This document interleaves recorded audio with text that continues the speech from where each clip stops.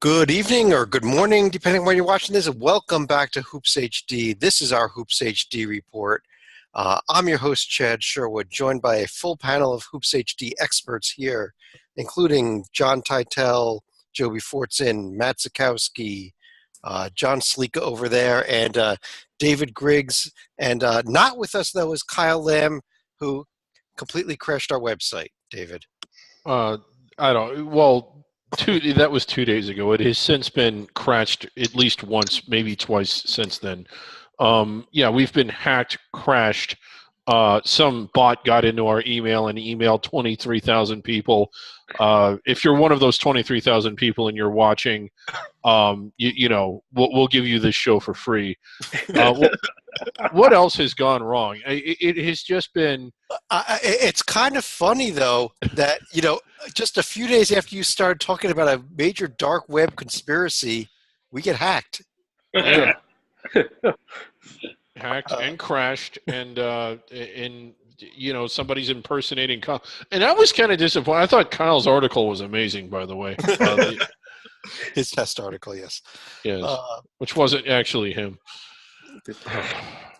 But this is our Hoops HD report, where we go over all the news and notes and everything. And we've got to start with the biggest news of the entire season, because David, we are only 5 days, 23 hours, 49 minutes away from the puppet bunker. Well, no, we're not doing the puppet bunker. This is we were hacked. Like, we can't get that. That's why we can't do it. That's part of the hack. Oh, yeah. No, we're not doing the puppet bunker. Okay, then let's talk about the real thing. You keep bringing that. Joe Lunardi's not in a bunker. He's just in a studio. He's got televisions and bathrooms and kitchens, and he can go home at night. Let's talk for real about college basketball and the Big East. Let's start with the Big East. And Salika, let me start with you, because your team once again played Villanova this weekend and once again got their asses kicked. Yep, it's starting to seem like a Groundhog Day, at least as far as the final result goes.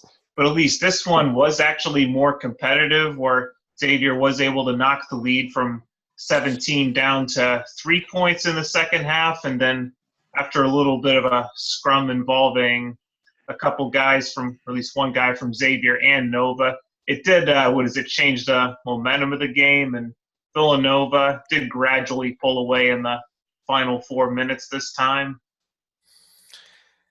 Yeah, and Teitel, what about this Villanova team? Just especially after coming off of the Providence loss, just go out to go to Xavier and just do it to them again. Yeah, I mean, I think there might have been some doubt. I really think Xavier is a Final Four caliber. I know they're a Final Four caliber team. I really think they can make it. But when Villanova is making 25 threes a game or whatever it is, nobody's going to beat them, obviously. You see the metrics off the charts. It's amazing to think that, Xavier could actually win this conference just because you think of it as Villanova and everybody else, but the fact that they're even up there is amazing. And Matt, we got to talk about your Marquette team here also, who had an interesting game on Saturday where Marcus Howard went down, they were losing, and then they found a way to win the game. What the hell? Well, I think it was just the two small guards are such a hindrance defensively that he was out, and then Mojo played a 2-3 zone for the entire second half, and Creighton did not react all that well to it. I've seen it wasn't quite as bad as New Mexico, the 2014 at Mod West tournament where they blew a 22-point lead. But that was Creighton was not ready for the zone, and Marquette was at least semi-competent in it to where I think they'll play it until Howard comes back, because Rousey's the only real point guard left on the roster and only one who's a decent ball handler. So you're going to have to keep him out of foul trouble. So zone it may be, and hey, for St. John's, Georgetown, and DePaul, all teams that struggle with offensive efficiency and shooting, there you go. I'll stop bringing it up when they stop doing it. But in the month of February, Creighton has one Div 1 win, and it was a close one against DePaul. Here we go again. One Div 1 win, but David, you see right there on top of the screen, they did beat Bemidji State. Bemidji. Whoever that is, that's not a Div 1 win. And It's they down were tied like at the halfway mark of the first half. Well, I they mean, certainly weren't tied at the end of the second half. Good yeah, grief. but it was like it was. The fact is, they were actually playing around with these guys poorly. I mean, that was. But that raises the question, and again, like Tytel can probably comment. Creighton is probably still solidly on the top half of the bracket, but what's their margin for error? Because it's going to be really hard to win at Butler. Not many teams have been able to do it, and are they going to continue to slide? No, I think they'll turn things around. I mean, I don't know if they're solidly a top 8 seed. I have them listed as a 6 in my most recent bracket posted on Sunday, but certainly trending downward, and beating the Bemidji States of the world is not going to help so much. I think what they have going for them is it seems like everybody below them, nobody's like making a jump from the 8 or 9 line to the 5 line. So I think there's enough wiggle room that they should be okay. Just had a minor little problem with the workbook with the screens here, so I'm getting We right have back more up. technical difficulties. A little What more a shock. technical difficulties. I think we got to get that fixed. But while we don't log on to Hoops HD. That your computer might explode. Yeah, definitely don't watch this video either. That might explode your computer too. You can always watch us on Twitter.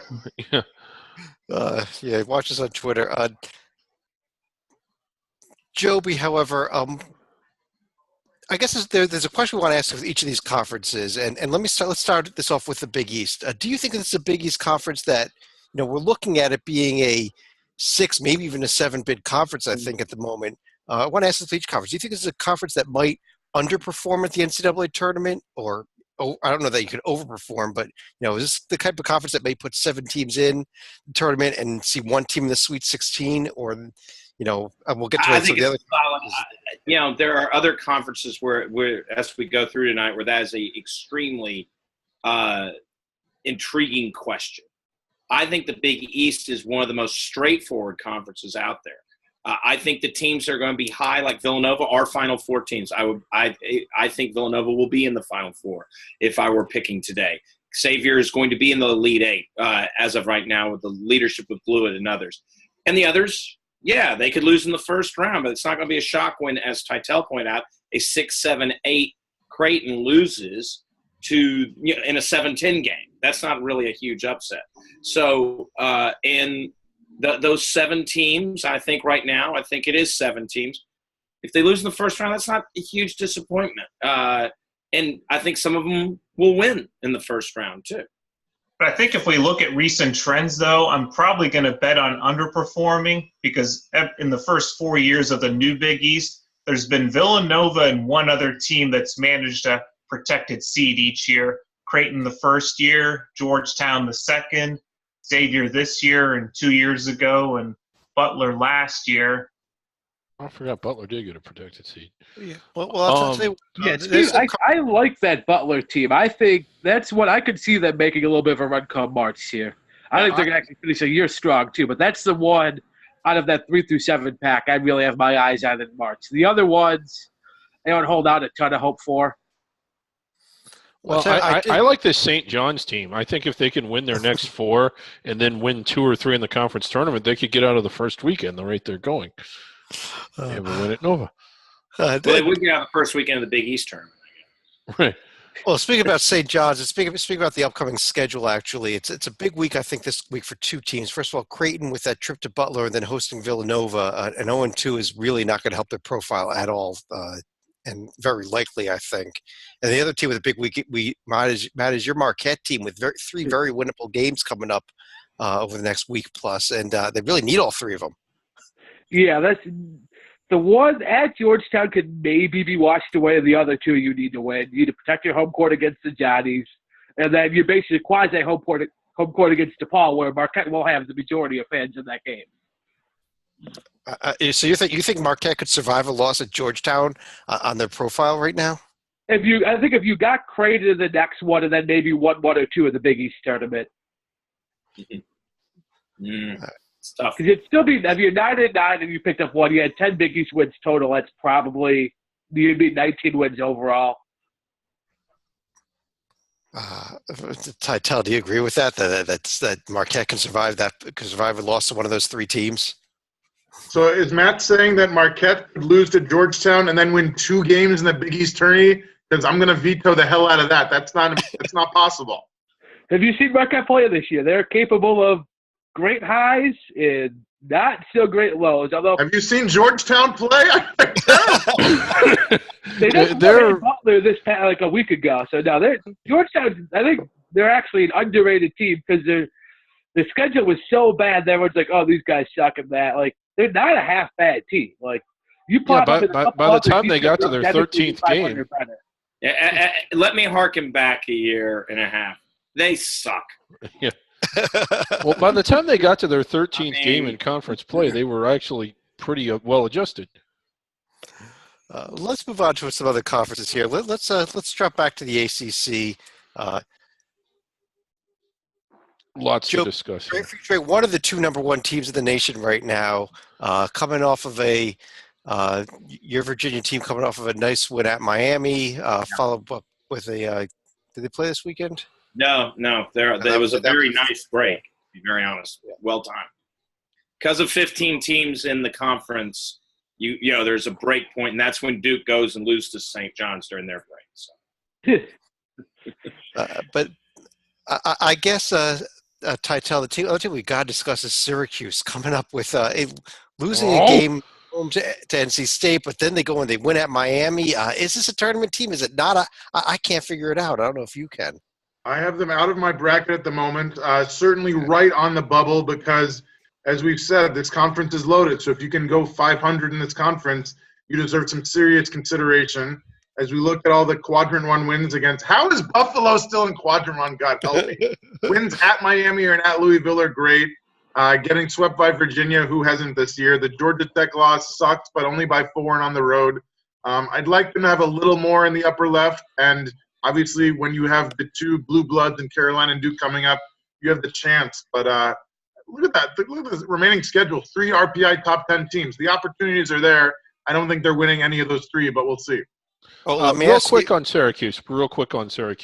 Yeah. Right now, our very good friend, and he publishes a million websites, Galen Clavio, he's also our webmaster. He's working through our technical difficulties, and it turns out it has a lot to do with Syracuse. The issues we're having. So, okay. Another reason not to like them. A lot to do with Syracuse. Okay. Well, let me ask this question. Sleek, let me ask you this. You have a Syracuse team that does exactly what Tytel just said. They end up being 8-10 in the ACC. Maybe get a first round win in the ACC tournament, and then they're done. Is that a tournament profile or not? I think that's a profile that's probably going to land them in Dayton. Winning the game at Miami was huge for that reason. I mean, there's really no shame in losing to Carolina or Duke, but I think given how Clemson may be starting to have the injuries catch up to them, you may want to win that one just as insurance, but you definitely can't be farting around with Boston College on the road. Well, that's another one. Like Marquette's game at Georgetown, nothing to gain, everything to lose, but it's a fairly tough game, I think. Like, EC's kind of frisky in Conti, and that I could easily see Cuse losing that game.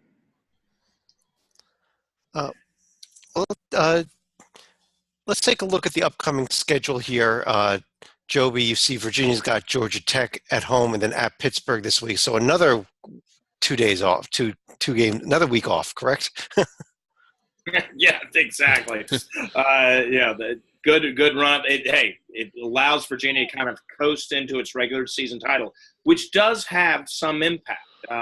And the top 4 in the ACC have a double bye. That's essentially a double bye. It's very important to be top 4. That's why right now, if you're Duke and Virginia with a 2-game lead, you're loving it. But Carolina and Clemson need to watch their backs for Virginia Tech and Louisville. Coming up this week, though, there are some fun games. There always are this time of the year. Look at the trek. It's a big week for Louisville. We talked a lot about Syracuse being a bubble team. Louisville's not far off. Huge week. No one's going to shame them if they lose to Duke. And, hey, they're going to be underdogs in Blacksburg. But all of a sudden you wind yourself at 8-8, and they don't have just the huge numbers of wins. They're similar to Syracuse in this way. All of a sudden, we start talking about Louisville missing this tournament possibly if they kind of need to do something, and they have some great opportunities this week. Yeah, if you could pull up Louisville's profile because they're interesting. I know Stalika didn't even have them in his pool. Titel, I think you had them right on the bubble, didn't you? Like, I think you had them in your first four. Yeah, this one's fun. Look at that left column. It's very bereft of teams, and you wouldn't think that. Now, they haven't had bad losses. Yeah, but really look at their remaining games. Those are all very hard to win when you're playing the way Louisville is right now. It's conceivable that they'll lose all four of them, and that would be I don't see. Yeah. And here's the win. They need to win 2 of their next 5. If you get what I'm saying. Yes, I do. They need to either win 2 of these regular season games, or they need to win one of them, and then the ACC tournament game, which will be against a good team. It'll be a Syracuse. It might be a play-in type game against the Syracuse, or they take a Virginia Tech or someone who's probably in this tournament to get to the next round in the ACCs, because they will no longer be fighting for one of those top 4 spots at that time. Oh, man. Look, David, I just pulled them up as a comparison against Syracuse. Again, look at that top left. Even the Tier 2 wins, there's only one of them there. Even Syracuse has a little bit more meat there. Maryland, at Georgetown is nothing special, but it's at least something. You look for Louisville after those 3 wins. Your next best win is at Pittsburgh. Right. It's the best thing you can say about Louisville is that they won the games. They didn't lose to anybody crappy, but I mean, it's as I say, and I forget where I heard this. It's death by paper cuts. Like, nothing is particularly damaging, but when you add all of those up together, and you're talking about, I think this would be 7 or 8 losses in a row if they don't get any of these last 4, and they may not. And God, it gets even worse. They might not make the tournament for the next 5 years. They're not going to be eligible for it. And Chad, pull up next to Louisville. Pull up Miami, because Miami's win tonight against Notre Dame is very important for them. The ACC has a lot of tournament eligible teams. It's surprising we have so many teams that haven't collected a ton of these quadrant 1 and 2 wins. But Miami, take away the Notre Dame game tonight. They were entering tonight in a similar position. Yes, they were in the field most likely, but Lenardi threw out tonight. They were an 8. No. I think they were about a 10 or 11, and that win solidified them back up to maybe a 9 or 8, because their resume isn't blow me away crazy. Well, Touch, I like the question that we asked about the Big East. Do you see the ACC living up to the seeding and the number of teams it's going to probably get in the tournament, or do you think this is a conference that might fall short? I think the top of the conference will be fine. I have grave reservations about the middle of the conference. The way I answer your question in terms of how to analyze it and how to answer it is, how did these teams do in non-conference play against other teams this season? When you look at a team like Florida State, a win over Florida was looking good at the time. Now it's lost a lot of its luster, and no offense, a win over Rutgers is nothing to write home about. Florida, the win over Gonzaga and Cincinnati, that's the non-conference team I can cheer for. Miami, you beat Minnesota, please. I mean, I think the ACC, the top 3 will be fine. I think the rest are going to underperform because they didn't overwhelm me in non-conference play. Well, let's stick with the conferences that are going to put a lot of teams in. Then we'll talk a bit about the conferences that are not going to put a lot of teams in. So we'll jump over to the Big 12, not the Pac-12. That'll be the end of the show. The Pac-12. Big 12, as we record this, Oklahoma has just made a big comeback right before halftime to cut the deficit at Kansas down to only 10. Oh, brother. Maybe, David, maybe we got to start with this Oklahoma team, because I don't know that I've ever seen a team implode this badly this late in the season. Well, we've seen it. Many did it when more. I mean, yeah, we've seen it. It's just you stop watching it and don't. Wasn't many one year like they were protected seed range, and then they lost 9 of their last 10 or something crazy. Clemson did it one year. I think they lost. It's happened. But this is spectacular. This is called the Fred McCaffrey. Yeah. Well, look at this, David. Their last 4 games, assuming they lose this game tonight at Kansas, K-State at home, Iowa State home, at Baylor. I see the way they're playing right now, one win there, and maybe even not that in the Iowa State game. You look at a team that could be 7-11 in Big 12 play, lose a first-round Big 12 game. Is that even an NCAA tournament team at that point? I don't know. It would. I would. My instinct tells me no, but again, it is the entire body of work. We all know that, like, you have to be within 4 games of 500. So if they finish 4 games below 500, they better win 2 out of 3 in the conference tournament to get them there. But that's categorically. There's always exceptions to something every year. They do have a lot of Tier 1 wins, but again, how impressive are? It's hard to say. They are certainly not playing well now. And Matt, let me throw this out here. Ask John. Ask Titel. Okay, ask Titel. Titel, let me throw this out here also for you. Oh, nothing against you, Matt, but that's the question you asked me. Is Oklahoma a tournament? Yeah. Well, Oklahoma, they have not won a game away from home since December. They have not won a game away from home in all of 2018. They've not won a game since February 1st. Since they beat Kansas, they only have 1 win, the Baylor home win by 2. Why do you want to put a team that is going to get their asses kicked in their first game with no shot at winning in the NCAA tournament? A couple of reasons. Number one, America wants to see Trae Young, allegedly. He only had 4 in the first half tonight as we speak, so that ship could be sailing quickly. Number 2, if you look at all the upper left Tier 1 wins, there's a bunch of them. Granted, most at home, and the 2 on the road were by single digits. But there's not too many teams, I would argue, in the country with 6 top 1 wins. And if Baylor keeps winning, which I think they're going to do, that's going to become a Tier 1 win, I think, soon. That's 7 type 2 wins. I understand they're in a huge slump. And, they're not getting blown out. Tonight by Kansas, they might lose by 20. But there's a lot of single-digit losses there, not any Tier 3, Tier 4 bad losses. So they're certainly trending downward. And I think they're going to lose to Kansas. And if they drop the remaining 3, they're not making the tournament if they go 16-16. But the fact is, they have a bunch of good wins earlier in the year that are going to carry weight in March. Well, let's talk about the rest of the Big 12. Joby, the other notable win, I guess, was Baylor knocking off Texas Tech, and this Baylor team suddenly red hot. We had pretty much, and I'm beating the pack on this, had buried Baylor. I thought, oh my gosh, there's no way these guys can come back. Their non-conference, their non-conference schedule was, turned into a little bit of a disaster for them. And how is this team going to make its way back?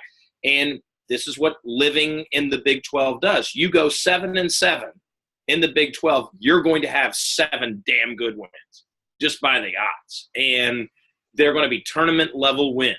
You only play Iowa State twice, to be able to do it. And so Baylor has done what they've had to do, and their rise, everything cascades. And we'll talk about this when we get to a few other conferences. But as Baylor improves and Baylor looks like a quality win, all of a sudden people who've beaten Baylor have gotten another quality win. That is extremely important. They were a very fulcrum point, so to speak, for this conference, because had they fallen off, they could have really fallen off. And then you're talking Oklahoma State, Iowa State, Baylor all out. And thus, you have 6 wins, way to go, Oklahoma, golf clap, or whoever you want to pick on to collect wins against those teams. Baylor has been a huge thing, not just for themselves. They're in the tournament right now, but for the Big 12 at large. Well, Matt, here's the upcoming schedule up here on the Big 12. Big week for this Baylor team with West Virginia at home at TCU, and also huge week for Texas Tech with that marquee matchup coming up on Saturday. Yeah, Texas Tech, I think it's key. If they get Keenan Evans back for Saturday, he left their loss last Saturday to Baylor with a toe injury. I'm guessing he might even be good for Wednesday. He should be good for Saturday. Get him back. There you go. You can still win the conference outright if you win that game. I'm still, at this point, I'm not betting against Kansas. I think they've hit a little bit of a stride here. And, again, this is in Big 12 regular season play. They are the master. Everyone else is their servants. I'm not betting against Texas Tech. Yeah, Baylor is red hot, as you all just pointed out, and they were ahead at Baylor for most of the game. They certainly looked a lot better than Kansas did when they were at Baylor a week ago. And as you just mentioned, that was despite not having a key player. A little question here that Titel mentioned: is this the biggest game in the history, or the home game in the history of Texas Tech? It might be up there. Well, Sleek, let me ask you the question about this conference here. I think Big 12 a little disappointing last year in the NCAA tournament. Are we in line for that again this year? I think you're going to probably see Kansas get at least as far as the Elite Eight, but outside of West Virginia, it seems the rest of the league is probably going to be a little bit unproven as far as consistently advancing out of the first weekend. So I would probably say more likely to underachieve than overachieve. See, I'll think for me, this is the opposite of the Big East, where you think you tap to it that, like, I don't love Kansas in the tournament. Texas Tech, if you shut down Keenan Evans, there's the head of the snake. But I think teams like TCU, Baylor, and even, don't laugh, Oklahoma, I think actually, once they get out of Big 12 play, and that all of a sudden, laugh at me now, but when 10-seed Oklahoma is in the Sweet 16. Okay. I think Kansas is going down in the round of 32 in Wichita to the Missouri Tigers. It's going to happen. It won't happen because Missouri is going to have too high of a seed for that to happen. No. Well, if they get Michael Porter back by then there might be a possibility. If we're talking Missouri, why don't we go over to the SEC? That's a nice, perfect segue here to the other team. The other conference looks like it's going to put a whole boatload of teams in, and I guess Titel, let me start with you here. Auburn picked up a big win over Kentucky, and then kind of played South Carolina. Kind of. Disappointing. I keep wanting to anoint this as the best Auburn team ever, and obviously they keep fading a little bit. The metrics are still amazing, and the fact that they're 2 games up on everyone in the conference. Granted, this is a weird year where Kentucky's not even in the hunt after Kentucky seems to have won this conference for as long as Kansas has won their conference. Auburn deserves a lot of credit, and people can discuss Bruce Pearl as Coach of the Year, God help me. But they're certainly not stepping on everyone's throat as we move down the stretch of February. I just love what Auburn's done. They've done it the right way with the right people. You just got to love it. Joby, a completely backwards day Saturday conference. Georgia beats Tennessee. LSU beats Missouri. Vanderbilt beats Florida. What the Every hell? game. Every game except for Mississippi State, Ole Miss. But every one of those games turned into a good thing for the conference in terms of getting bids. Because the fact is, Tennessee, Auburn, A&M, Missouri, even Alabama, Florida, they're all in the tournament right now, and they can afford a loss. You can't say the same thing about you can't about Arkansas, but you can't say that about LSU, Georgia, and Mississippi State, who held on. All of them have now played themselves back into contention for a bit.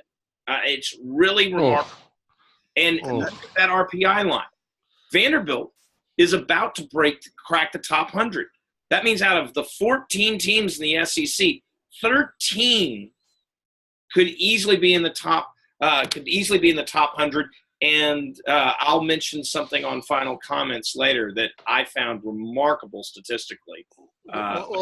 Saturday worked out as well as you could if you were Mike Slive and his successors. David, we were just talking about 7 quadrant 1 wins. There's 7 quadrant 1 wins, and it's LSU whose profile's on the screen. Yeah, and then we talk about look at all those quadrant 2 and 3 losses. But Titel, who else has 7 quadrant 1 wins? Shouldn't this be an NCAA tournament team suddenly, LSU? No. It kind of looks like that Oklahoma profile, doesn't it? Yeah, it does. Yeah, it's amazing. I mean, it's very similar. A couple on the road, the A&M and Arkansas. The Michigan win looking better by the day. The Missouri win looking better by the day. Houston, I mean, all their wins are looking better, which is amazing. And with the losses, I mean, losing at Vandy's not great. Stephen F. by 1 point. I wonder, can you imagine, like, if a 1-point loss that Stephen F. keeps you out of the tourney, I mean, that's going to be stuck on their resume. It's going to be down in Tier 3 all month long. Pull up Matt, Georgia, no. Chad. Put Georgia where you have Oklahoma. It'd be very interesting. No, I don't want to. You're going to move on. see a lot. You're going to Let's move on. the number of wins against the field is remarkable for a team that's probably out right now. But the problem with Georgia is the Tier 3 Yeah. loss. That's 3 times as many as LSU has. Matt, what about this LSU profile? I mean, it's so hard to ignore 7 top 30 wins. Well, here's the thing. What they're basically lacking, I think, is overall wins. Look at that schedule. Vandy and Mississippi State at home, at Georgia, at South Carolina. That's doable to get you 9-9. You do that, I think LSU's probably in this field at 9-9. Okay. Well, they're 6-8 in the league. If they get to 9-9, maybe. Stalika, here's the upcoming schedule. What are you looking forward to this week here in the SEC? I'm looking for Kentucky to see if they can finally break out of their doldrums. Winning at Arkansas is going to be a little bit difficult, but they should be able to hold serve at home against Kentucky. And speaking of predicting what the puppet is going to say, can Arkansas actually get some roadkill at Alabama on Saturday? No. I don't think they can. I was big on this Arkansas team, and I still think that they can get into the field. I don't see them in the top half of the bracket. At least I wouldn't have them in the top half of the bracket. I don't know what the committee's going to do. A big weekend for LSU. Big game tomorrow night. Vandy at LSU. 2 tournament caliber teams, according to Chad. I never say that about Vandy. But I think I had you look at Wednesday night there, the Alabama, Auburn, and Florida, Tennessee game. That could be a couple of really nice, real fun games in the SEC this week. Alabama winning that first game. David, how about that question? Do you think the SEC is going to put a lot of teams in? Do you think it's going to underperform in the NCAA tournament or overperform? It's crazy. And again, I'm going strictly off of gut. It has to do with matchups and everything else. But I think the answer to those questions are yes and yes. As good as this Auburn team has been, I could foresee them going out kind of early in the NCAA tournament, depending on who they get matched up with against in the round of 32 or the round of 16. Kentucky can be in, but they've basically proven to be, at least so far, a team that's in the 7-10 range. And with the exception of the win at West Virginia, they really haven't played above that level. So I think we have, at least in my opinion, a lot of decent teams that are solidly in the tournament, but that, with the exception of Florida, who's been all over the place, none of them have really played above the level that they're at, and none of them other than Auburn are really protected seeds, except for Tennessee, who's kind of been not diving but sliding lately. Matt, you had a comment? Yeah, we haven't mentioned yet. Auburn starting big man Anthony McLemore had a nasty, broken ankle. Yeah. Broken Man. Injury. And that I think that loss hurts. He was an elite role player, very good offensive efficiency, hit threes, also block shots on the other end. Kind of a unique big man, even in today's day and age, to have a great shot blocking rate and also consistently hit threes. That's the loss. I think it hurts them, especially because they didn't have a ton of depth to begin with. Well, it certainly hurt him. It was a nasty-looking spill. The poor kid. I was just glad to see you hate to see that happen to anybody. Well, let's go to the conference with the number 1 team in the nation. Oh. Crickets. Joby, Michigan State still number 1 in the coaches poll for inexplicable. Still an emperor. And got their asses completely kicked at Northwestern because I turned the game off. They were down 27. I mean, there's only been 4 teams in NCAA history that came back from that type of deficit. So they lost that one, right? Oh boy, and Northwestern. This is what drives me nuts about listening to the talking heads on the 4-letter, and Michigan State, instead of being criticized for playing what is a crappy Northwestern team, playing down to their level, should have lost, and Northwestern choked that away by scoring 2 points the first 10 minutes of the second half. I think it was a 28-2 run, yes. Yeah, it was remarkable. And they were still ahead. Northwestern didn't run a play. They didn't run a play. I mean, Hell, this Duke team that has problems playing defense could have played defense against that. And let alone, a Izzo coached Michigan State team. This team doesn't pass the eye test for me right now. I'm sorry it doesn't. And then you look at the actual resume, it pretty much matches up with my eye test. They are a 3 seed right now. They are a 3 seed. The NCAA Tournament Committee had them there.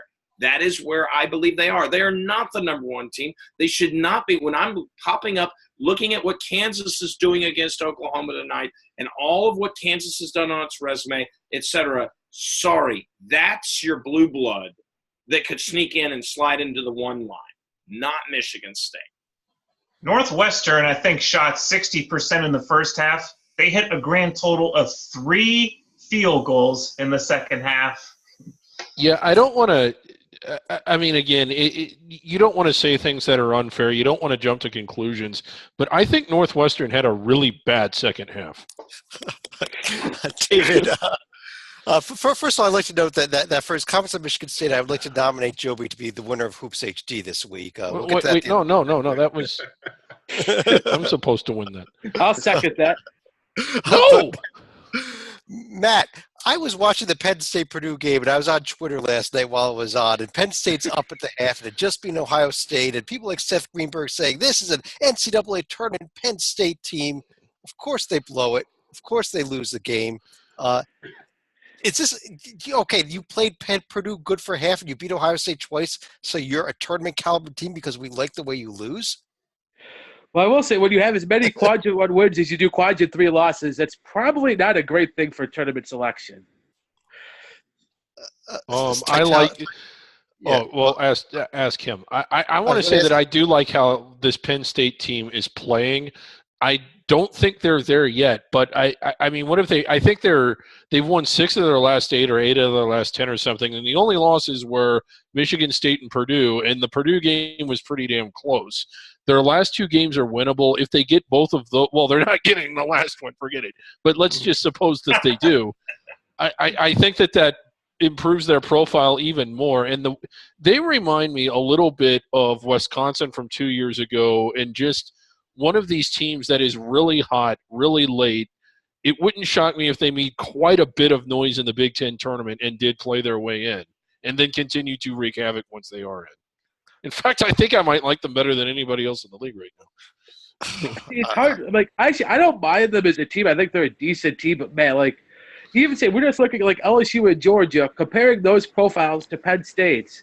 It's kind of hard to reconcile Penn State as a tournament team. I mean – one thing that I will point to on Penn State, and it's not necessarily for Penn State as much as it is for the other tournament folks, and that is that top blue computer item, 76. You will hear me say this, 75 is the new 50. The difference for quadrants, just look at those quadrants. All of a sudden, a home win over Penn State becomes really good, and a home loss to Penn State becomes not as bad as it could have been. Okay, could they be this year's Michigan? Spot. And you think, oh, the NCAA Tournament Committee will recognize that. They're running around nuts. If you've ever gone through the bracket process like we have, it sometimes gets lost, a 76 versus 75. That is a big deal. Pay attention to it. And Ohio State, perfect example. Ohio State has a quadrant 2, all of a sudden has a quadrant 2 loss. And it all of a sudden becomes quadrant 1 and it's a throwaway. And that affects Ohio State directly and all those teams on the right. Well, could they be this year's Michigan minus the plane going off the road? Can Penn State get in? Are they playing well enough? I know their paper isn't there yet, but when you're talking about winning those last 2 and then wreaking some havoc in the conference tournament, it changes the entire complexion of their resume. There was unless they win out this week, they're probably not going to get a double bye, and that I think it might be hard to be playing a team on the final day and 1 more day's rest. I think they are going to win out, though. Tell he asked you, what are your thoughts? No, I want to apply this new Matt rule that if you have as many Tier 1 wins as Tier 3 losses, then you're out. I think it's a fantastic rule. Secondly, I hope that as much as I want to win the tourney, I don't want to die in a plane crash. So I don't think it's worth the pro-con analysis. Number 3, if you look at Penn State's roster, most of their top guys are sophomores and juniors. So I think this is not the year. I think next year they make the leap. Salika, here's the week's schedule in Big Ten. This is the balance of the remaining regular season schedule. They will end on Sunday. Big Ten tournament coming up next week. Any games even worth watching here? Michigan and Penn State is definitely going to be worth watching because that's going to be a must-win if Penn State's going to keep their flame alive. Ohio State and Indiana is another sneaky game that could possibly slip away from the Buckeyes on Friday. But I think if we're going to go back to Sunday, I hate to say it. Nah, never mind. I'm not mentioning Nebraska. Well, they're just trying to solidify themselves on one of probably the top half of the bracket here, 6-7 seed if they went out. In the Big Ten tournament. Michigan needs to run through the tape. They're in right now. Great win, over the weekend, but they need to run through the tape. You lose at Penn State, you lose at Maryland, and then let's say you mess up in the Big Ten tournament. All of a sudden, you're getting really nervous Selection Sunday, and those are losable games. Michigan needs to, hey, if they get those wins, they could be wearing white, and they likely will be. But they're not. They're in more precarious a situation than people actually realize. Matt, how about the Big Ten, the NCAA tournament, looking like a 4-bid league, no matter what the Nebraska and Penn State people say? Chance it can overperform those 4 teams and put a couple in the Elite 8? Yeah, I think they could. I think Purdue, they'll be probably Elite 8, feels like maybe one above, maybe one below, but they're, I think, as safe of a bet as almost any team. I still, depending on the region, may have Michigan State in my Final Four. And actually, I think Michigan could be kind of dangerous. That's not a fun system to play against a little preparation, and they have a pretty good record in the tournament historically. Unfortunately for Kyle's Buckeyes, that I am screaming to me is a first-round upset. As much as Chris Holtmann has done a phenomenal job this year, I think they have way overachieved, and I think that for me is screaming 5-12, 6-11 first-round upset. Let's move over to the Pac-12. I think Nebraska's on their way to the Final Four. They're on a Final Four pace.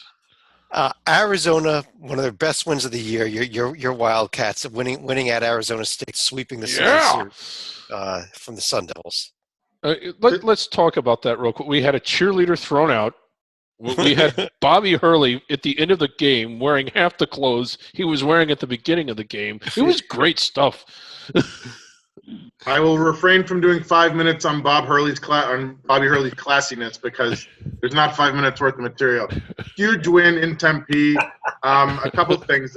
Amazing to see the crowd as mostly maroon and gold, because in the past I've been to this game in Tempe. It's usually 50-50, half Arizona, half ASU. So kudos to the ASU fans for showing up. It seems like a small thing, but it's not.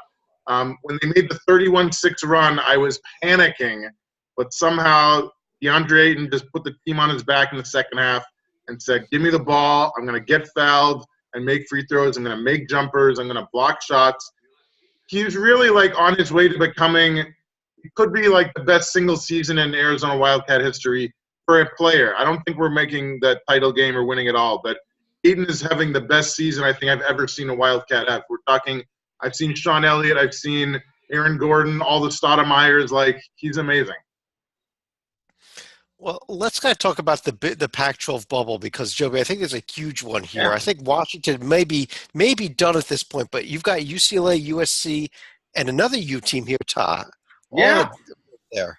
I don't know if Washington is done just because they've got the tournament. They're going to be playing a play-in game in the first round of the tournament, most likely, given that they're in the middle of the pack. But yeah, there's 4 teams essentially. Is there one spot? There's definitely a spot, probably for a Pac-12 team. But is it one spot or 2 spots? It's not going to be 3. But and it's going to be very interesting. You're pulling up 2 of those teams. Look at Utah's resume. Yeah, we got the UNLV game, but hey, UCLA's got 2 of those bad quadrant 3 losses. Sneaky Utah resume that could be Dayton a very Dayton type resume. And this is what we see out of Dayton. But then you look over at UCLA, that's kind of a Dayton-ish resume too. I'd argue Utah's stronger though. I'll put USC on the screen also here for you. And we'll find out, by the way, this weekend because Utah's got to beat UCLA in Salt Lake. So man, look at like this UCLA, like Utah and USC both. Like this is like a good elimination, I think, for in that. And then of course one of them might just win the Pac-12 tournament too. That's right. Yeah, and I think you're going to see just because of they're all in the same conference, the tournament's going to break a lot of they're going to break the pool balls apart, so to say. Somebody will emerge. David, here's the upcoming schedule in the Pac-12 for this week. The Arizona schools are at the Oregon schools. I think the big games are the UCLA at Utah and USC at Utah games, though. Oh, yeah, for sure. And then Colorado can be a bit of a snake pit. Not the best, certainly not a tournament team, but they're capable of making good teams sweat. You don't want to overlook them. Salika, let me ask you the question about the Pac-12. Are they going to overperform? I mean, it'd have to be overperforming. It can't underperform when you're going to put 3 teams in. But, I think if Arizona makes a run, then yes, I could probably say they would overperform because any wins by anybody outside of that group is going to be gravy this year. Well, Tal, what do you think? I mean, can a team like one of these teams like you just discussed, UCLA, USC, Utah, Washington, if they make a first four, can they win a couple games, or can Arizona State make a run here, or is it just going to be your Wildcats in the NCAA tournament, really? USC lost to Princeton by 10 at home. They are not making a run in the NCAA tournament. UCLA's wins over Arizona and Kentucky are very impressive. Beyond that, though, I don't see them. They're very young. They can play. If you win in Tucson, it's impressive. Nobody does that, but they did it. But I'm not ready to sell that. And if you think Arizona's making the Final Four, it would make my heart and all of Sean Miller's fans happy. Their defense is not good enough to make the Final Four. It is that simple. Their offense is. The defense is not. Well, Matt, let's take a look over at the American, where we saw a hell of a week for Wichita State. Who has suddenly gone from toast to, back in protected seed battles. Yeah, I think I would have them as protected seed at that point. I like their resume better than Cincinnati. I think we saw head-to-head. I like them a little bit better for March because I think give me the offensive team with a little bit of defensive issues compared to the vice versa of Cincy.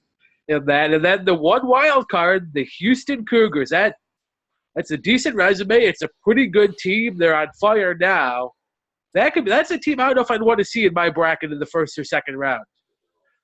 Yeah, David, there they are, 6 quadrant 1 wins, although, I mean, you can kind of cross that Central Florida one off the bottom, but the other 5 up there are pretty impressive for Houston on the right. Yeah, and I've liked this Houston team ever since you all were laughing at me back in November about how much I like this Houston team. I just wanted to point that out. Never mind the fact that every time I say I like this Houston team, they go out and lose to somebody crappy. But they've had a really good year. I think that they've improved as the year has gone along. They're playing their best basketball now. I think that they're looking at the 7-10 range, and I don't see them getting past the first weekend at all, but it could make for a very exciting round of 32 type of game if they keep it up. I mean, this is a team that just beat Cincinnati, and they've beaten Wichita, and both of those are either protected seeds or close to it. So, I mean, maybe they can make somebody sweat in the round of 32. And then I say out of the league they've beaten an Arkansas team that's in the tournament and a Providence team that's probably going to make it. And Salika, Temple, we were talking about them a lot last week. A bad week for the Owls. Are we done with them? Yeah, they basically creamed themselves at home against Houston, where I think it was 34-11 at one point in the first half. But it was also a painful loss when they went to the Roundhouse on Thursday, where they actually got out to a double-digit lead in the first half. But unfortunately for them, Wichita woke up and they ended up losing what had been a pretty winnable game. Yeah, Joby, do you see do you see any major performances here in the NCAA tournament out of this conference? Do you see runs by like Cincinnati and Wichita State? Or Wichita. Yeah, I think Marshall can put some magic together to have Wichita State play above seed. Cincinnati is going to throw rocks, and who knows who they play, but I could see them underperform. They certainly could. I don't see a Final Four run for them. I don't even see an Elite Eight run. So, but the team that I'm going to be different from the crowd, I love Houston's profile. I'm with Matt 100% with they're wearing white right now, in my opinion, and they're going to lose to someone in dark. That's plain and simple. They're the type of team I'll pick to go way too far to lose in the first round. I can see that. I can see that one from a mile away. It's just I have that feeling. And by the way, when they get their 6th seed or whatever, I'm not going to complain about it. But I do see the 11 beating that, or Well, I pulled up the West Coast Conference standings there real quick, but Titel, I'm going to pull up the St. Mary's profile. A horrible loss this week. And the question now, with one real win up there, the win at Gonzaga, is this team even solidly in the tournament at this point? I don't think they're a top 8 seed. I have them as a 9, and it's almost an inexcusable win. I know it was on the road and by single digits, but teams that are great do not lose this type of game. I assume they'll beat Pepperdine and Santa Clara to be 27-4. I assume they'll meet Gonzaga in the title game. I think they'll lose only because it's hard to outcoach Mark Few in the West Coast Conference tourney because he wins it, seems like 2/3 of the time. They'll make the tourney. I don't know if they're going to be wearing white. Dave, we kind of had I think last year we called it the Kyle Lamb rule, where we get to just throw away one bad loss. Problem is they've got 2 of them now. Yeah. So, I kind of agree with – I haven't been all that impressed with St. Mary's all that often. I mean, I sat up and took notice when they won at Gonzaga, but that's really kind of all they've done. I think it's more of the bottom half of the bracket type of resume right now. Yeah, and here's the upcoming schedule. Gonzaga on the road at San Diego and at BYU. I guess that the only game there that's left on their schedule before the West Coast Conference Championship game is that game at BYU. I don't think BYU. I think BYU is a decent team, but not good enough to beat the Zags. And let me say to BYU, because they were before last week and they lost a game they shouldn't have. Before that, they were around 70 in the RPI, which gave St. Mary's another Quadrant 1 win.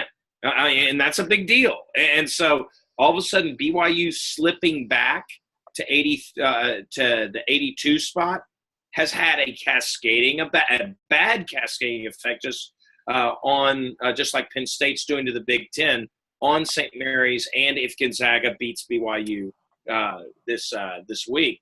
So it's a shame that's how the world we live in, but it is, and it could cost St. Mary's a bit. Let's run through 2 other conferences real quick. Matt, starting off in the Mountain West, where Nevada picked up the real nice road win at Boise State, and probably the last meaningful game they're going to play until the conference championship game. Yeah, this gives them the fact they'll get the conference outright. I think gives them a little margin for error in the Mountain West tournament. I think they're in this field. They win the Mountain West tournament. There's a chance they're wearing white. For Boise, that's curtains for Boise now. That's the team I kind of wanted to give a chance earlier in the year, but now they had a questionable loss the week before, and now losing that home game to Nevada, they're like a 5 seed in the NIT now. Yeah, Nevada this week hosting San Jose State and Colorado State. So 2 more wins. The last year's 2.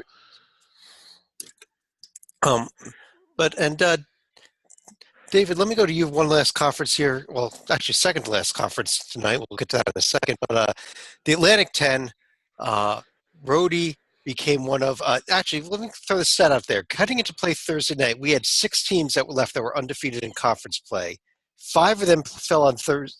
I'm sorry, 4 of them fell on Thursday night, including Cincinnati, who we discussed earlier. Rhode Island fell on Friday night, and then just yesterday, Vermont was the last one to fall. So we have no teams. Bad week to be undefeated in your conference. But Rhodey with the loss at the St. Bonaventure. Yeah, it doesn't hurt them that much. At the end of the day, I think it's just going to fade in the background. It would have been one of the better wins that they had on their profile. So it's easier to at least make the argument that they belong up the seed list 5-6 type of range. But they're still pretty solid. And I guess the real question is, we had kind of given up on the Bonnies, but when you look at them, at least on paper, they look like the kind of team that sometimes gets in. Well, Titel, you told us you completely gave up on the Bonnies. You're still giving up on them. Yes, I am. I know that they beat Rhode Island. It's a great win. And I think they could win the A-10 tourney. I don't think this is an at-large team. I'll defer to the other bracketologists who think so. When you lose back-to-back games to Dayton and St. Joe's, that's not a tournament team. Stalika, do you want to disagree with him? I wish I could disagree with him, but the St. Joe's loss especially. I mean, I guess you put the asterisk by the TCU and more notably by the Niagara loss, but because without Jalen Adams. But even the Davidson loss may be a sub 100 loss by the end of the day. They're 98 there. Joby, do you have the Bonnies in? They are in my. I think they're pulling a LaSalle right now. Which, to harken back to people who know their history, LaSalle got a kind of a surprising bid for their resume a few years ago. I think they are in Dayton right now. J&G has St. Bonnie's as the third to last team in. I'm not saying, hey, the J&G most years misses one or two teams, and this could easily be one of those two teams. But I think they're darn close. They don't have a lot of opportunities. They cannot lose another game at all until Rhode Island in the tournament final. But I think as of we speak, this snapshot, I think they'd be playing in Dayton. And let's not forget a more worthy St. Bonnie team actually was snubbed from the tournament 2 years ago. Yeah, that's true. Now, looking at their schedule, though, at least relative to the A-10, they got to play the three teams behind them still, two of those on the road, and I think the best of the other bunch, Davidson, at home. So, if they win that, if they end up winning out, it actually is a little bit of an achievement for me. David, we have one more team we're going to discuss tonight. Yes, we do. Because we have a new entrant into the top 25 polls this week. Out of Conference USA, number 24 in both polls. How about those Middle Tennessee Blue Raiders, Kermit Davis's team? They really vaulted up the rankings. I didn't think they were going to jump that many spots, but this is strange, and we kind of got into this on the email thread. I was really, really big on this team a year ago. I think I had them in the 8-9 range. That's how much I like them.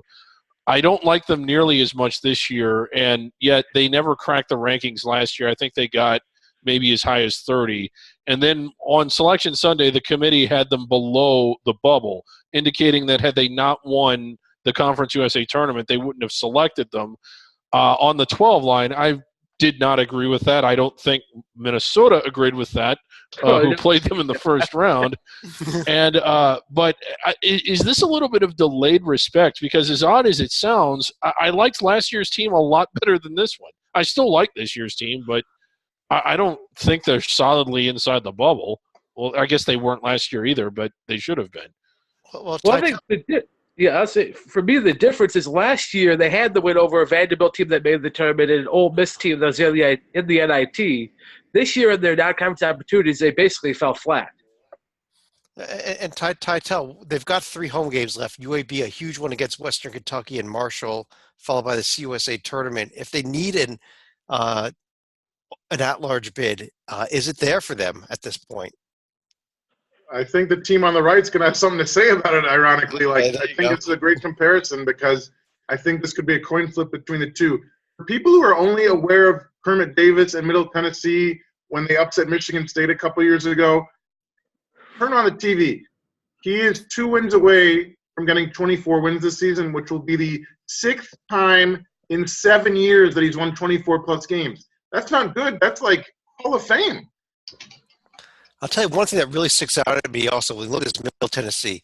They played the 6th toughest non-conference strength of schedule. The committee says, we're going to reward you if you do what you're supposed to do non-conference when you schedule. They did it. They scheduled. Yeah, they did. They did last year too.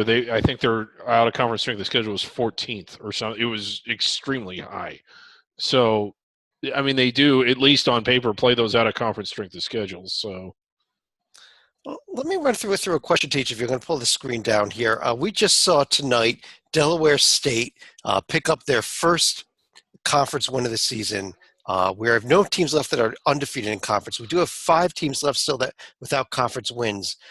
Pitt, who has a home game against Wake coming up this week for their best chance. San Jose State out of the Mountain West, their best chance is a game at Air Force. Chicago State, who has a game at Texas Rio Grande Valley and a home game against UMKC left.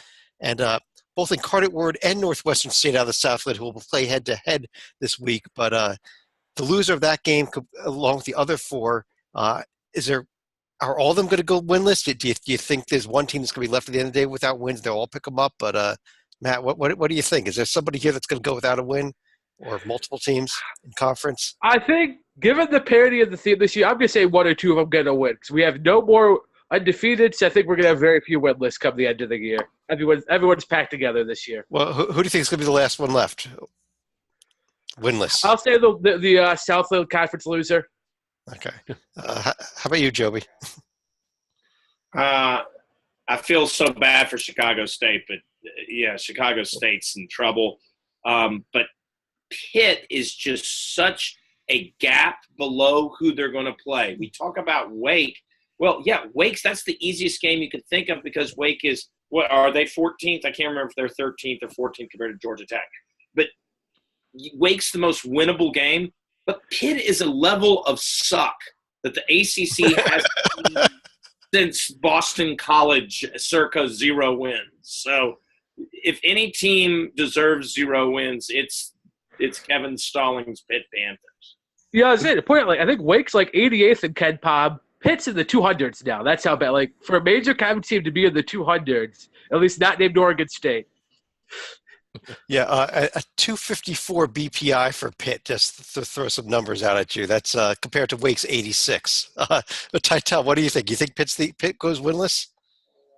They all go winless? In terms of who's got the best chance, I'm going with Chicago State. When your only 2 wins are Silver Lake and East West, come on, you're not winning against New Mexico State, UTRGV, or UMKC. You kidding me?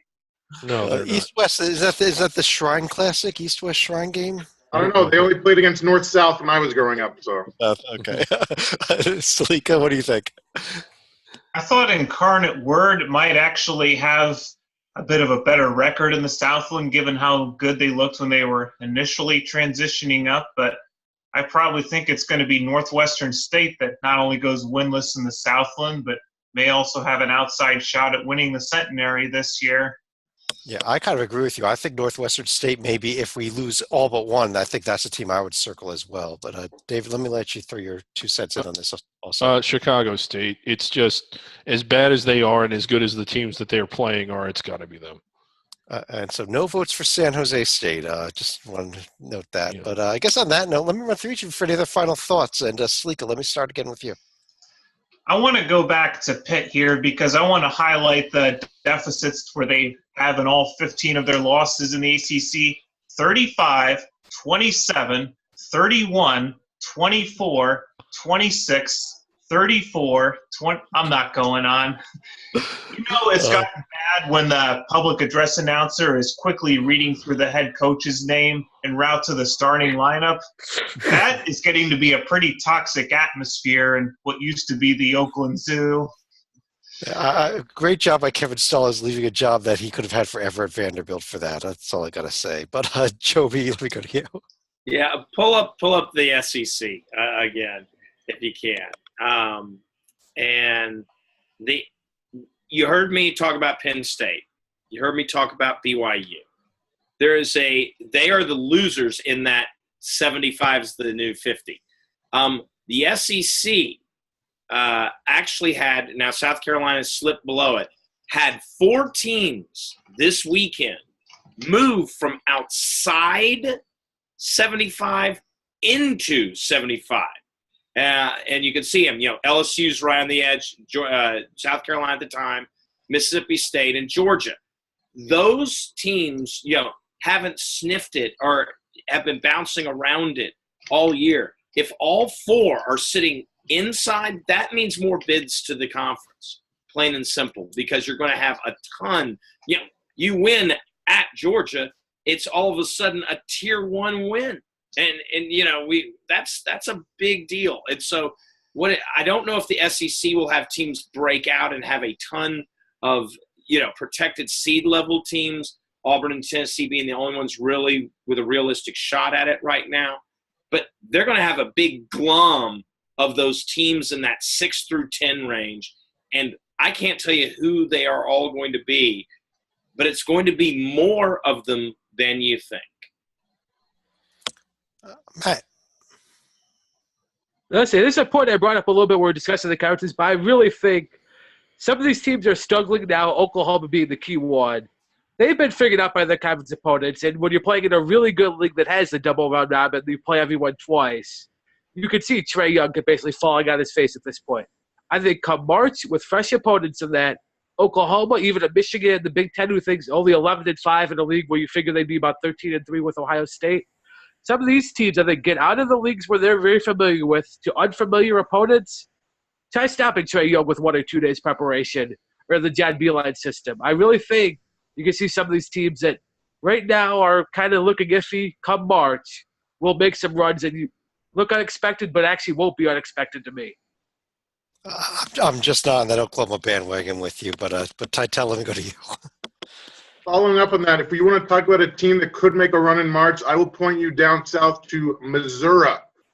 This is a team that's gone 18-9 so far. They stumbled against LSU on Saturday with a 1-point road loss. Before then, 5 wins in a row: Alabama, Kentucky, Mississippi, Mississippi State, and A&M.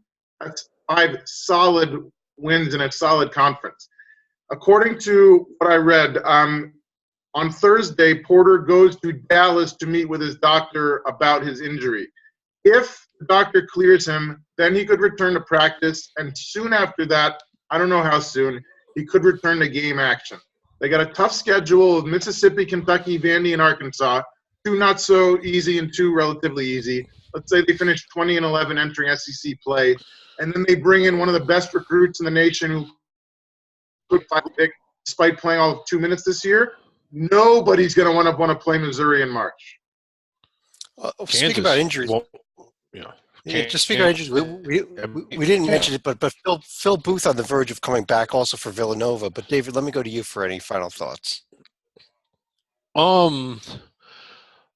I don't. It's just, so many thoughts running through my head. Great thoughts, but I guess one of the biggest things is, and we're going to discuss this more on Wednesday when we do the Under the Radar podcast, but the team with the longest current winning streak in college basketball is Grambling. And do you have any idea how incredible that is? They're in first place outright in the SWAC. They've never won the SWAC, never been in the NCAA tournament, and they're not going to get the chance to go this year because of the APR ban. Or will they? We're going to appeal this, Chad, aren't we? We are working on it. I guess I have one other final thought here, but tune in Wednesday. Yes, definitely. We are working on doing something about the Grambling situation right here at Hoops HD. Grambling, you can thank us later. But we talked about the ACC earlier in the show. An amazing stat happened this week in the SEC. There were 5 games played on Saturday. The road team won all 5 of them. On top of that, Duke won on Sunday, and Miami just won tonight. So out of the last 8 ACC games that have been played, 7 out of 8 of them were won by the road team. Just something you don't ever see. Only Florida State beating Pitt at home, and that shouldn't even count as a game because Pitt was involved in it. But I guess on that note, tune in again on Wednesday night to see what we're doing about Grambling. But I do want to, on behalf of Matt Zukowski, David Griggs, John Titel, John Slika, Joby Fortson, I'm Chad Sherwood. Thanks for joining us. Talk to you again real soon.